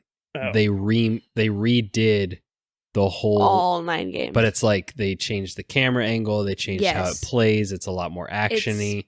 Like it's the most modern Lego game. doesn't play No. like a Lego game anymore. No, the problem we ran into was that it was split screen, but only down the middle, and you can't fix it, and so you can't see crap when you're trying to play with somebody And else. Mm. But in general, the gameplay tweaks I think are really good. Like it modernized the game in a lot of ways, but they just need to let It you do made a it- horizontal split screen. It made it less, like, that made it too complicated. Like, they're not supposed to be that complicated. They're supposed to be a simple game. And they tried to get, like, too, like... I mean, it's still simple. They just changed like it. combat and they changed camera angles and stuff. I thought it was an improvement. Yeah, but you, like, play video games. So, like, you, like, wanted it to be more than it is. So Like, yeah, it's all supposed of to all of the just features be- that have like crept into RPGs and other Yes. styles of It's games the and Dark cameras Souls and of stuff. Lego It games. is. Yes, But yes. Like you're used to all these like minor little changes, but if you go from a game that came out in 2004 to this game, Yeah. you're like, it's a totally different game. But it was just, there were some things that were just, they should have just left it alone. Like, just, it was fine. So Abby puts it at number 10 personally. It's not even You on need the to write. You list. need to write a listicle so But you it can is just drive that down. Kind of a confusing game to It is do hard to that play with, and two-player. also a title of it because it does sound like just a compilation of all the old, like, because they've Yeah. done all the Star Wars games already. Yeah. But this is like just a full. Which has me curious if like episodes 4, 5, and 6, like Lego Star Wars with 4, 5, and 6 will be on the list or not. Yeah, they will. We will have to see. They will. Abby, what do you think the internet thinks is one of the top 10 Lego games? I don't know, because I want to say Harry Potter just because that one holds. What's crazy is there's so much more than 10. So Yeah. I know I there is was- a lot of them. I was shocked by There how many are there so were. There are a many. lot. I'm gonna go with the Avengers, the Marvel Avengers Lego game. That is number 2. The, Wow. I the did not Marvel like it. Superheroes one. Especially when you had to play as Star-Lord. It's not. Yeah. think that yeah. part was. it was janky. Well, I'm going to stay on my personal brand and do Lego Batman. Wasn't there a DC one where you could play Yeah. as Batman They and the did Bat do. Fam? They do. I'm not going to say what they Like did. Justice League. Lego Is he gonna give it to Batman you? is not on the list. I was gonna say Yeah. there is Batman, and then there's well. Yes, Lego Batman is not on the list. Like I definitely played a Lego game where Yeah, it was there- only the Bat Fam. Yes. So I know that like a Lego Batman Yes, exists. there is a but- Lego Batman game. It is not on the list. Lego DC supervillains. That is number 10 on the list. Super villains. Yes. Yeah, because you can play as They did. like Joker. I think they and did 2 of them, Poison which I shouldn't Ivy. tell you. I mean, DC's got an excellent rogues gallery. I think I'm gonna go with Lego Harry Potter. That is number 6 on the list. Okay. Yes. All right. It's an older game, but It's an older code, but it checks out. Lego Star Wars. Like the original. Yeah. Lego Star Wars. Yeah. It's not on the list. Save the category for me. I'll Okay. tune back in for whatever the third category is. How The one that will be most for you, probably. But also the one Andrew's worst at. How many are left? There, so we've got Fighting the number games. 1, which is Lego Star Wars: The Skywalker Saga. We've got number 2, which is Marvel Superheroes. We're missing 3, and the tie for 4th. We've got number 6, which is the Lego Harry Potter game, and then we've got 7, 8, and 9, and then you got number 10, which is DC Several. Supervillains. Okay. We're in the heart versus head territory at this point. Yep. And also I feel like there was weird stuff with Lord of the Rings. So Lego Pirates of the Caribbean. Not on the list. So Oh. if Abby also gets one not on the list, Then the we're round done. is over. Yeah. Oh, really? Mhm. Oh, So, but if dang. you We go if till you we get all whiff. one, it keeps going, and you just keep racking up points. Oh no. The scores are currently Abby at 31, Aubrey at 23, the real gamer Andrew at 17. Wait, so if we whiff, we're done guessing? No. Oh, okay. I was going to say, because Aubrey guessed after she whiffed. Okay. No. It's just if everybody Yeah. can't guess one. Right, got it. Yeah, if we go a full rotation with no guesses. Lego Jurassic Park. Not on the list. Dang. So, What was? Were the Lego So- Incredibles on there? that was on a single list. So it was number 1, the Skywalker Saga. Number 2, Marvel Superheroes. Number 3, Star Wars: The Complete Saga, which was That's the Like the- collection. the collection, like the of Harry Potter one. 1 through 6, I think. Yeah, probably. Maybe 1 through 7. But Probably it came out 6. before. Because I like- think 7, 8, and 9 were like new to the. Then tied for 4th place was Batman 2 DC Superheroes. Oh my Dang god. it. And Lego City Undercover, which is I was basically just wondering GTA If those Lego. ones that weren't based on Yeah. a property were on there. Number 6 was the Harry Potter games. Number 7 was the Lord of the Rings game. I did not even know there was a Lego Lord Well, of the see, Rings. Well, there's thought- Lord of the Rings, and then they were making the Hobbit That's games, what it but they was. stopped. They got like 1 or 2 in and stopped. I had it because- backwards. I thought that they were able to do The Hobbit for some reason, Yeah. but not the They original got an trilogy. advanced screening of Desolation of Smaug and went, we can't make a game off of this. Yeah. So I thought, yeah, I screwed myself on that one because that was where I wanted to go. But Yeah. It's apparently pretty good, according to the internet. Number 8 was Star Wars: The Force Awakens. just by itself. By itself. Number 9 was Lego Dimensions, which was like the Yeah, the I like should have thought outside Skylanders of the version property of stuff. where yeah, you could you buy could- it had like levels toys. like a Lego game, but you bought characters and put them together in real life and then could like touch them to the thing to put them in the game somehow. Oh. And then number 10 was DC Supervillains. Wow. All All right. I'm just glad my man Batman made I can't the believe list. the Pirates of the Caribbean one didn't get on there. The Pirates of the Caribbean one I was can. number 11. It was okay. almost on the list, but it was like 1 point away from tied for 10th place. The final category is most requested Disney Dreamlight Valley characters. Okay. I've Most never requested? even played that game. But pretty much all you need to know snap. is Disney characters. Okay.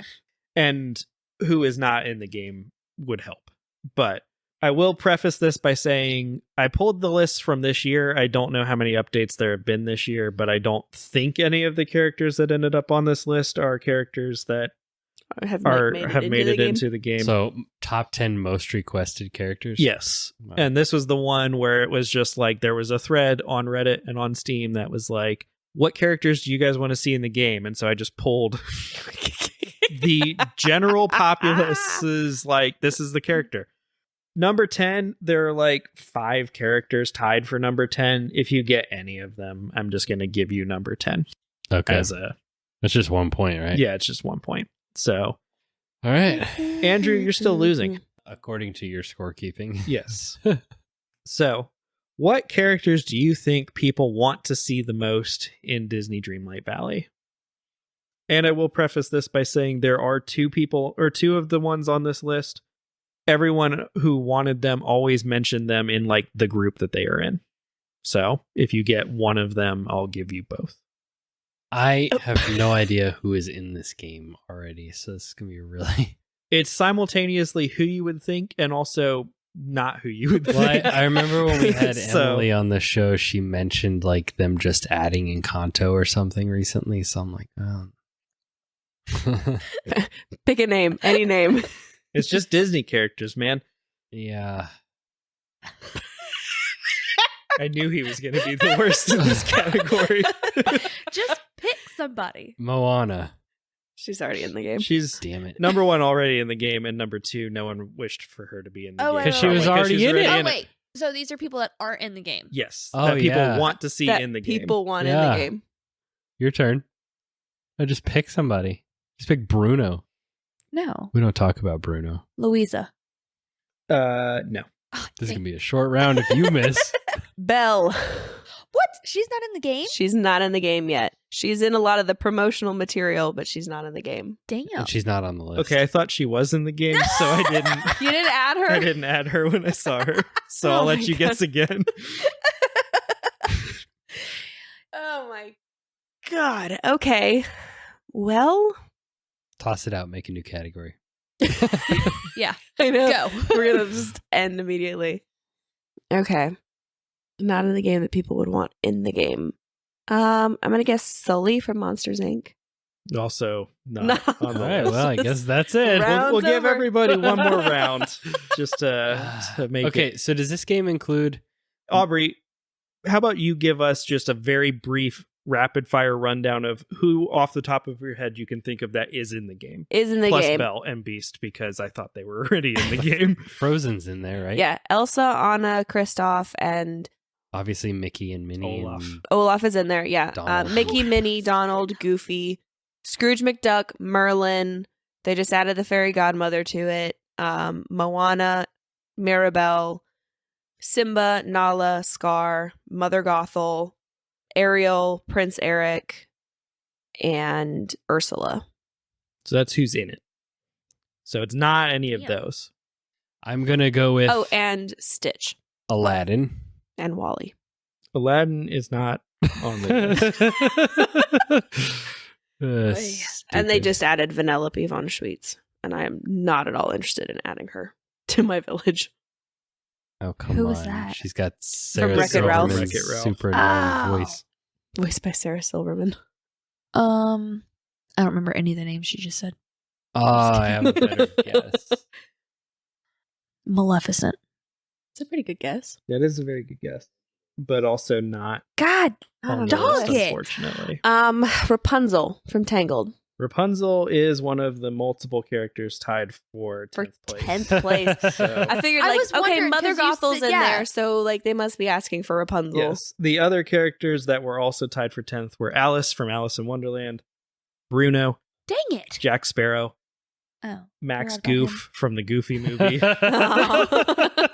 Nemo, mostly because people wanted to take Nemo fishing,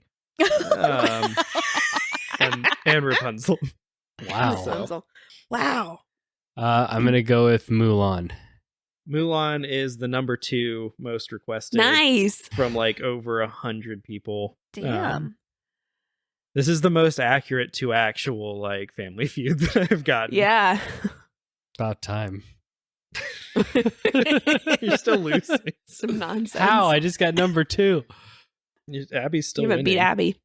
You're beating Aubrey by 2 points, but she's going to clean up because she knows Disney characters. Maybe we all whiffed on Maybe, round 1. but there's a lot of Disney characters out there. All right, Abby. Who's not in the game that apparently should be?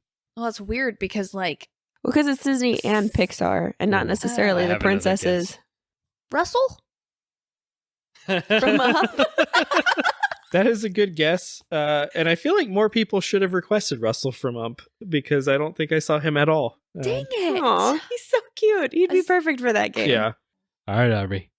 I got another guess ready to go. I really Dang hope I get some more I'm just points. going to continue to guess. That's what Even though I I'm was gonna already say out. You're not out. we don't care. We all have to go out for you to be out. Oh, okay. Well, if Mulan's requested a lot, is Shang also requested a lot? You going to pick Shang over Mushu? Well, because the prince characters are in it. Dishonor like- on you. Dishonor on your cow. You be nice to Alfie. Shang is not on the Interesting. list. All right. Well, I'm going to roll all the dice on Yeah. the fact that you didn't mention these characters when you're going down the list, but you mentioned part of their family and you mentioned a group earlier, and I'm going to say Huey, Dewey, and Louie. No. Damn it. That's I was debating Huey, Dewey, and Louie, and I went with Shang. Because he's like, one of these is a group, and if you get any of them, I'll give it to you. As a group, and if you get any of them, Well, we're out now. we are out. But Do I you want to have any keep more guessing. guesses? We can do one more round. He's so generous. Because apparently this is the hardest It's category. pretty tough. Belle should have been number 1. Even if I hadn't excluded her from the list because I thought she was already out, I don't think she would have made the list. Really? Yes. Snow White. Not on the list. Dang it. It's tough. Eve from WALL-E. Not on the Wow. list. This list is bullshit. You didn't mention very many Pixar. Now you're getting characters. into the spirit of the game. Oh, Buzz and Woody are in it too. I forgot Okay. them because I kind of try to avoid them. They're really annoying. in the game.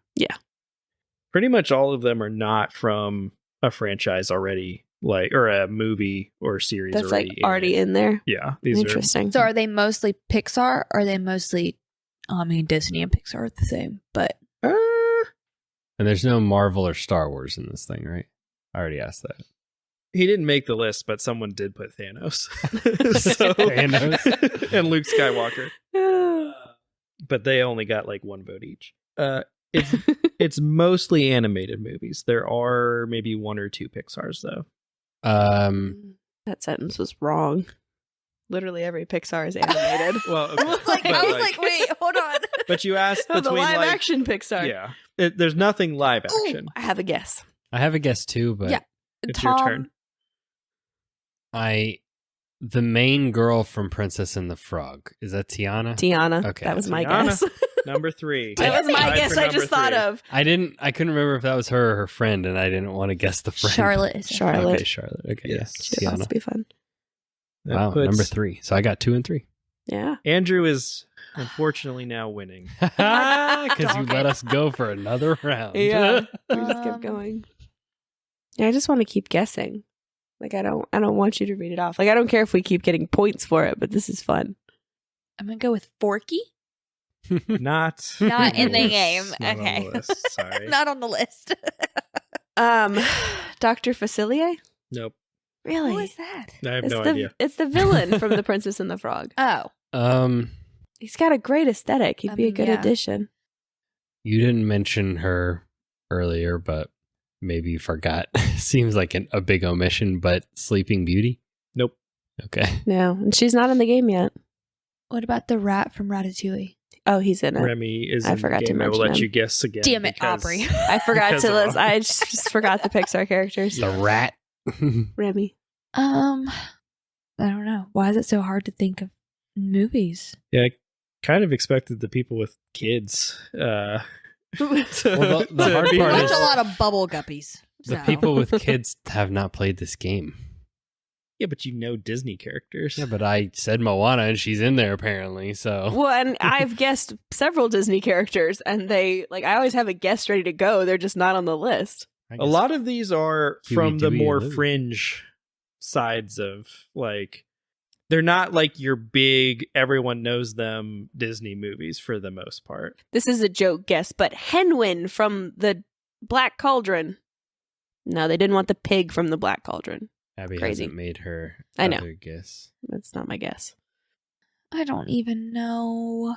Then pass. No, I don't want to pass. I guess pass. Flora, Fauna, and Merryweather, the fairies from Sleeping Beauty. Nope. What Damn. the fuck is this list, Dylan? This is the list that people Reddit wanted to All right, sucks. go ahead. Go that ahead. was a Give us the triple list. whiff, right? Yeah. All right. Go for it. Number That was- 1, Winnie the Pooh. Shut. Yeah, that No. makes sense. That's pretty cute. Number 2 is Mulan. Got it. Number 3, Milo Thatch and Princess Kida. That was going to be my next from guess, actually. The Atlantis. Atlantis. Oh. When you said Fringe, I was like, it's either Treasure Planet or Atlantis. Mm, yeah. Number 4, or tied for number 3, was Tiana. Yeah. Number 5, the Aristocats. Interesting. They were Oh. the group. What? Oh. Everybody wants to be a cat. Okay. Also tied for number 5, Baymax. Nah. Mm. Also tied for number 5, Kronk. Okay. Oh, yeah. okay. Kronk Yeah. deserves Respect. to be in there. Respect. Number 8, Jim Hawkins from Treasure Planet. Treasure Planet. As soon as you said This Fringe, is all the like sad Disney adults who are on Reddit. Okay, this is making sense. Well, Those- also, who is playing Disney Dreamlight Valley? You're Sad Disney what, adults. in your late 20s, like. Oh, damn. So that's who's Damn. like the other people that we know Not are even- Emily and Eric. So Phil. and Phil and and my Delaney. sister. I think Yeah. it's just All- Phil. She is All not people in the her late 20s to early 30s. She is in So, her 30s now. Yeah. Not She even is mid-20s pissed that anymore. Jim Hawkins is not in this game. I don't think she also cares. tied for number 8, Merida. Oh, interesting. Oh. And then, I like did I have said, Pixar. I had the at good number dinosaur pop in my 10 head. was Alice from Alice in Wonderland, Bruno, Jack Sparrow, Max Goof, Nemo, and Rapunzel. Yeah, if I had another guess, I literally was thinking Atlantis and Treasure Planet. When you said Fringe, both those that's where movies it went. immediately Literally popped in my head. Never would have guessed those. Yeah. Great movies. Okay, so like it does kind of make sense because like the whole premise is this is like your childhood that you're returning to. So like they're doing some of the older ones and some of the more recent ones that like, 10, 11, 12-year-olds think of. But also for like the 30-somethings, of course, we're going to be like, oh, I want Milo Thatch and oh, I want Jim Hawkins and I was going to say, like, didn't get the respect it deserves. Like the first guy you meet's like Merlin or Mhm. whatever from the Sword and Yeah. the Stone. So like, well, I mean, you've got magic, and they're like, Yeah. okay, what's a character in this universe that every came single back one from- of does them- magic? Every He came single back one from of them has Bermuda, huh? magic. Yeah, he did. But yeah. So who won? Unfortunately, my computer just died. But I remember You this one. remember. Well, I guess we will never know. It's a Um, three-way tie. So Andrew managed to squeak it out, but only through my gracious allowance of Just like the bonus rat from rounds. Ratatouille. So after a few extra bonus rounds, Andrew does manage to squeak it out with 33 points. Abby, who was winning before the bonus rounds, had 31 points, and Aubrey came in third place with 24 points. So Came you only in had 1 last. point ahead of me? 33 to your 31. Oh, I thought he said Yeah, and if he 32. hadn't got that last one, you God, would have won. Dog it. Yep. But he also As had any good Marvel Snap player knows, it only takes 1 point. Jesus. Don't even get me started on that bullshit. Don't even get me started. Nice. Well, thanks for hosting that game, Dylan. It Yep. was something similar to fun. It would have been better if he would have lost, but I was- disagree, I was but hopeful. Well, yeah. so the problem with this game is, when he tries to tailor it to a category that people think that they'll do well in, they have that who the hell made this list kind of moment. Yep. Which I had with the Disney Yeah, Dreamlight Valley category. Nobody wins Whew, except for me. Yeah. There were probably about 100 characters on that list, most with only like a vote or two. Yeah. And then Winnie the Pooh was the one that kept getting voted for, but even he only had like 12 votes total of the list. So Interesting. Yeah, Winnie the Pooh makes sense. He yeah. does. He's a delight. Well, thank you for the game, and thank you for having me back. Thanks for coming on, both of you too. It's been a lot of fun. Dylan, we have anything housekeeping wise we need to say as we wrap this thing up? we have a YouTube channel. It's got some videos on it. I don't know what's coming out yet for this week. Maybe plug what just came out then. Yeah, I'm trying to remember that one too. Dead by Daylight. Oh yeah, there's a Dead by Daylight video that just came out recently about reasons why you might want to check that game out, especially if you have Game Pass because it's on Game Pass. So if all this horror talk is Yes. put you in the mood, go check out that video. Yes. There will probably be either a Gears of War ranking video or a Texas Chainsaw Massacre discussion that comes out. Nice. And as far as the podcast, just share it with a friend if you enjoy it, if you think they would enjoy it. Give us a 5-star rating, leave us a review. All of those things help us out tremendously. And if you want to hang out with us, get in contact with us, chat with us, talk about your experiences with any of the games that we mentioned on this episode, hop in our Discord. The link is in the description of this episode and our website, and we would love to have you. Other than that, yes, thank you again to our guests, Aubrey and Abi. And thank you all so much for listening. We will catch you on the next episode.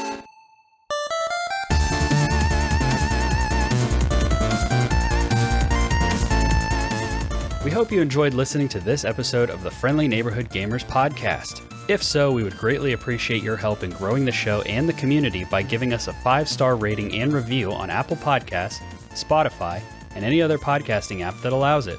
We also have some great videos on our YouTube channel, including reviews, rankings, and other topics. We would really appreciate you checking it out. And if you want to keep up with everything going on in the neighborhood, follow us on Instagram and Twitter, and feel free to jump in our Discord server. We hope to see you there. Links for everything are in the podcast description. Thanks again for listening, and remember, stay friendly, gamers.